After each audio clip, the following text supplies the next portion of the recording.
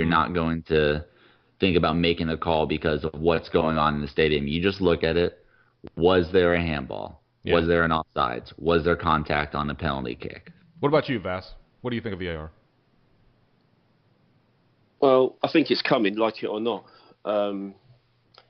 Having been a referee myself, I know that you do your utmost to get the decisions right, but I think that when you get into Premier League level, the game has moved on so much now. I mean, you see yesterday, for example, I think as a general rule, linesmen get things right sort of 90-odd% of the time.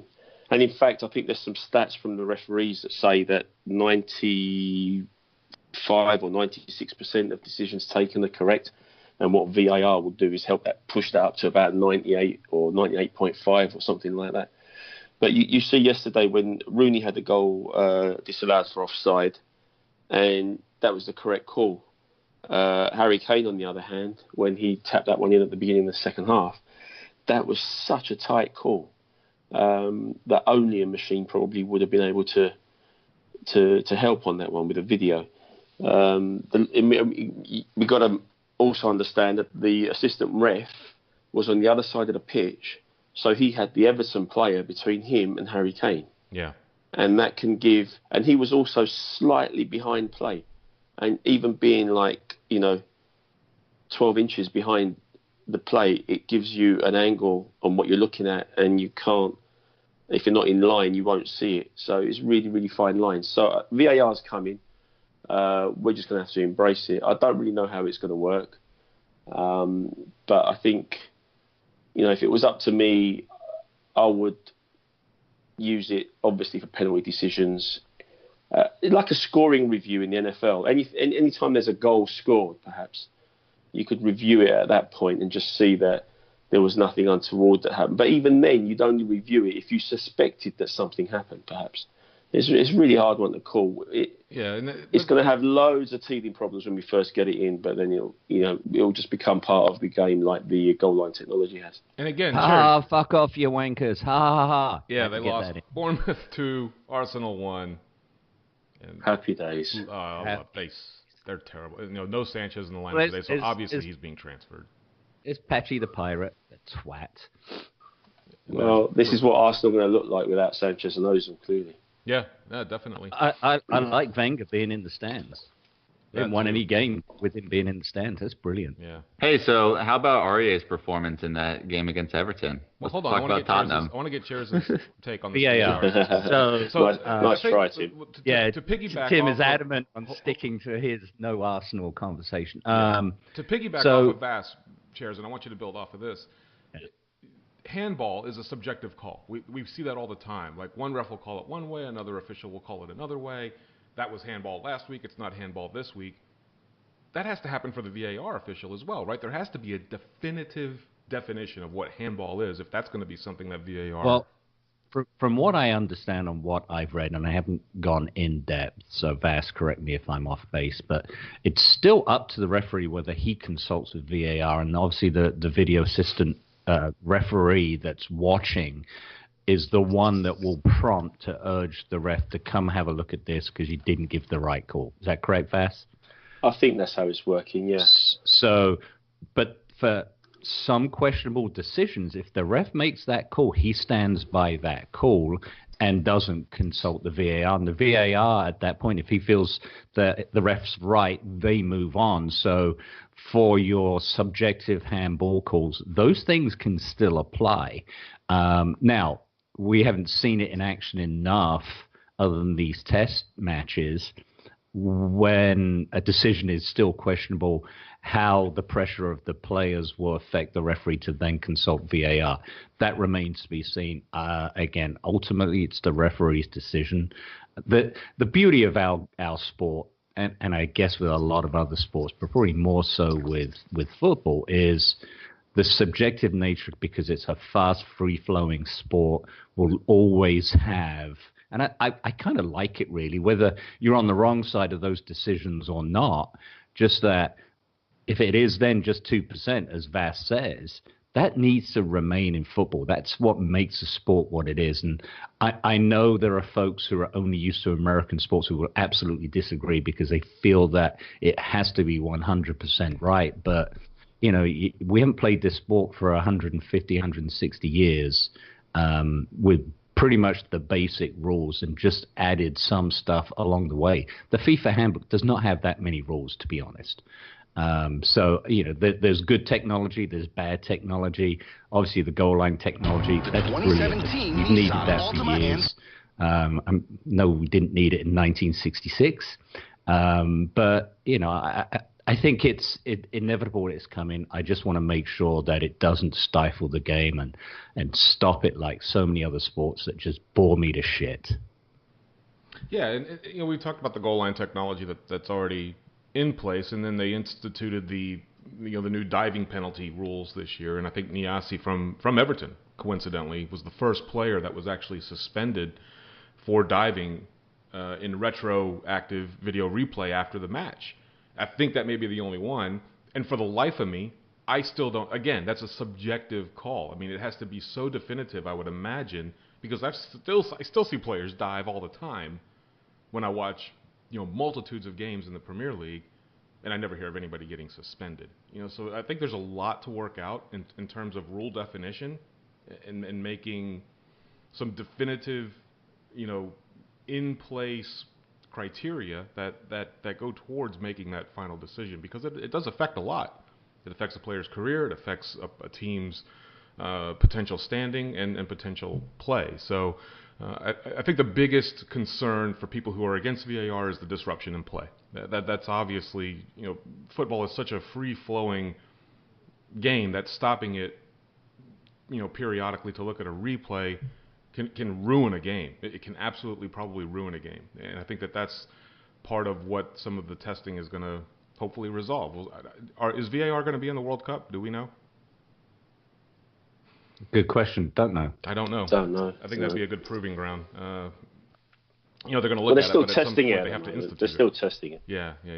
They're still testing it, and then when they're happy with it, they'll write it into law. But until then, it's just going to be trials, I think. So, Tim, you were talking about REA and his performance yesterday at Everton. Go ahead and continue with that. Yes, back to Tottenham. I think yesterday, he offered so much going forward. He continues to progress with each game he gets, and that pass to Sonny, just precision, splitting the defenders to open it up for that first goal. Was that a pass or a shot, Tim? That was a pass. His cross, no, it wasn't. A couple weeks ago, he hit it with the inside of his foot because he doesn't know where the top of his foot is. No, that was a pass. He looks up, passes right to Sonny. That was a pass. He looked up at the goalkeeper. No. Son's effort on Harry's was it the third goal? Also a shot. I'll agree with that one. Okay. He hit it with the laces. It wasn't a side-footed pass like Aurier's was. Sonny knows where his laces are. Aurier doesn't. Okay, so either way, we scored 2 goals. What's your problem with Aurier's? We're just winding up, Timmy. Yeah, I have a problem with Aurier. What's that? I just don't think he's where he needs to be right now. I think he's still a liability. He's getting better, but jury's still out for me on Aurier. I'd rather Aurier than Trippier if it was me. Cheers. No. You can't tell me you would rather have Trippier. I don't think one is better than the other right now. Interesting. Wow. Okay. It poses a good. There's a lot of season left to be played, and I think Aurier is. I think he's better at what he is supposed to be doing than Sissoko is. Is that a fair statement? The tea lady is doing better than Sissoko. Oh, come on. Stop bringing Sissoko into it, you cruel people. I think Aurier's doing well. I mean, yesterday he had a good game, I thought. He was he was getting down that right side. He was quite pushed on, whereas Davies on the other side, on the left, was not as advanced. So we kind of balanced it out that way. Son was doing most of the attacking down the left, Aurier down the right. It gave us bit of balance. And he got in a few times. I don't know. I mean, maybe his final ball could have been a bit better. But on the whole, I thought he's had a good game, and I tend to agree with Tim. He seems to be improving game after game at the moment, and he could be about to make that right back spot his own pretty soon, I would imagine. Yeah. And I wasn't surprised we attacked more down the right than the left, because that was Everton's weak side. Leighton Baines is still out. Cuco Martina wasn't able to do anything against RAA. Sigurdsson didn't offer any support for him. I mean, that was, I think, a tactic of Poch's, is attack that side of the pitch, because that's where Everton was weak. No, I totally agree with you. And, given a week to prepare for a team like that, listen, no shots on goal. A lot of their signings have not panned out. Klaassen and obviously the Turkish player that needs to integrate into the squad. Sigurdsson may be the only one that's done anything for them, but he's certainly not as productive as he was at Swansea. So I think there's a systematic problem at Everton, whether it be with Koeman and now Allardyce. Not my problem. You guys bitch at me for talking about other teams' issues a lot, so I'm not going to get into it. What I want to get into is the records that were set yesterday, and I know Chairs, being the anorak that he is all over this type of stuff. I'll start by saying Tottenham's biggest margin of victory over the Toffees since a 10-4 win back in 1958, but there are a number of very publicized records that were broken and or tied yesterday. Chairs, you want to jump on some of these? Yeah, I mean, I read the 10-4 victory, and we all know that was Bill Nick's first game in charge as manager. But I was astounded that we hadn't managed to beat Everton by 4 goals in that time frame. So that one kind of took me back. And, Vass can corroborate this. In the 80s, Everton were a great side. They were winning the league title, and they were one of what was the big four back then, of which we were one. Chelsea and City were nowhere near it. They might have been in the second division in those days. But, Everton are like us in the 90s and the noughties right now.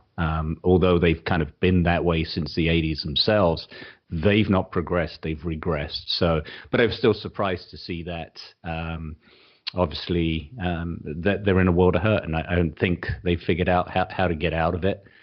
Throwing money at buying a bunch of ordinary players has clearly not worked. So, the Kane records continue to tumble. Yesterday was now, he became our highest scorer in the Premier League, as Vass mentioned earlier, at 98. And I believe it's 137 in his total goals.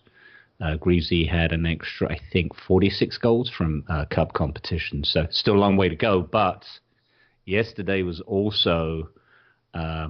Harry hit the 20-goal mark, and no one has done that for Spurs in 4 consecutive seasons since Greaves in 61-65. So the Greaves comparisons are now starting to come more often. And I think also he was only the 3rd Premier League player to score 20 in 4 consecutive seasons after Henry and, was it Shearer? I think so. Yes, those two. Shearer, yeah. Timmy, man of it's the impressive. match. Sonny, for you? Without a doubt. Okay. Sonny, man of the match. I mean, his form over the past, month and a half or so, he is irreplaceable. He has been amazing. And, man of the match, hands down. I don't know who else would be. Cheers. I cut you interesting off there. to hear... Sorry. Go ahead. Interesting to hear Pochettino post-match saying that Sonny's a more mature person this season. He lost his best friend. He has to mature, on his own. Kevin Wimmer's gone.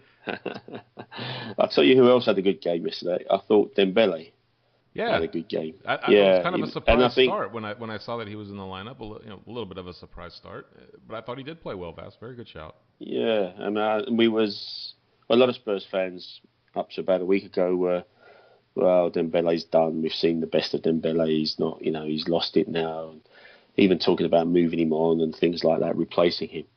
And then yesterday he has a game like that, and I think sometimes it just shows you that what players need is a few games under their belts, especially once they've been out injured.